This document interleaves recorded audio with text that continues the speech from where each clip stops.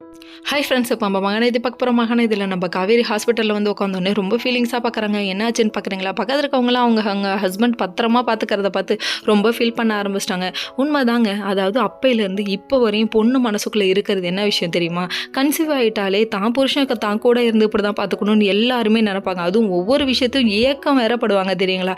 பார்க்குறதெல்லாம் அவங்களுக்கு பிடிக்க ஆரம்பிக்கும். பார்க்குறதெல்லாம் பண்ணணும்னு தோணும். அப்படி ஒரு இலகுன மனசு. அந்த டைமில் அவ்வளோ ஃபீலிங்ஸ் இருக்கும். ஆனால் அதெல்லாம் புரிஞ்சுக்காத ஆண்கள் கொண்டு வந்து விட்டுட்டு எனக்கு என்னன்னு என்னால் வெயிட் பண்ண முடியாது, நீ ஸ்கேனுக்கு முடிச்சுட்டு எல்லா வேலையும் முடிச்சுட்டு நீ வெளியே வரும்போது நான் வந்து கூப்பிட்டுக்கிறேன் அப்படிம்பாங்க. நாட்டில் இப்படியும் சில பேர் இருக்காங்களான்னு நீங்கள் நினைப்பீங்க. சில பேர் நல்லாவும் பார்த்துக்கிறாங்க. நல்லா பார்த்துக்கிற ஆண்களுக்கு ஒரு சல்யூட்டையும், நல்லா பார்த்துக்காதவங்களுக்கு ஒரு புத்திமதியும் சொல்லி தான் ஆகணும். நம்ம சொல்கிறதெல்லாம் எங்கப்பா கேட்க போகிறாங்க அப்படிங்கிற மாதிரி தான் இருக்குது.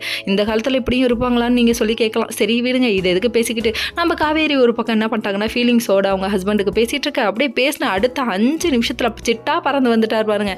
தோ வந்துட்டேன், இங்கே இருக்கேன்னு குதிக்கிறத பார்க்கணுமே, அப்படியே பேர் ஆனந்தப்படுறாங்க. அதுக்கப்புறம் ஏங்க இங்கே வந்தீங்கன்னு சொல்லி கேட்க, என்ன பிரச்சனை இருந்தாலும் நான் உன் கூட தான் இருப்பேன் அப்படின்னு சொல்லிட்டாங்க. ஸ்கேனில் குழந்தைய காமிச்சோன்னே இவங்க 2 பேரோட முகத்துலையும் அவ்வளோ ஒரு 1000 வாட் பல்ப் எரியுதுன்னா பார்த்துக்கோங்க. இவங்க ஹாப்பியாக கிளம்பி வெளியே வராங்க. வெளியே வந்தால் போலீஸ்கார் அங்கிள், போலீஸ் அங்கிள் அந்தாண்ட போகிறீங்களா, நான் போய்க்கிறேன் அப்படிங்கிற மாதிரி ஆயிடுச்சு. சரின்னு சமாளித்து வீட்டுக்கு ஒரு பக்கம் காவேரி வரணும்னு வீட்டுக்கு வந்தால் நம்ம கங்காவோட ரிப்போர்ட்டை பார்த்து சந்தோஷப்படுறாங்க. நம்ம காவேரி ரொம்ப டயர்டாக இருக்காங்க. அதை பற்றி இவங்க யாருக்கும் எந்த கவலையும் இல்லை. எல்லா வேலையும் நான் முடிச்சிட்டேம்மா, நான் பார்த்துக்கிறேம்மான்னு சொல்லிட்டு ரெஸ்ட் எடுக்கிறேன் அப்படி சொல்லிட்டு உள்ளே போகிறாங்க. நம்ம கங்காவை நல்லபடியாக சாப்பிடணும்னு சொல்லி அட்வைஸ் கொடுக்குறாங்க. அப்போ காவேரியும் கொஞ்சம் பார்த்துக்கிட்டா கொஞ்சம் நல்லா தான் இருக்கும்.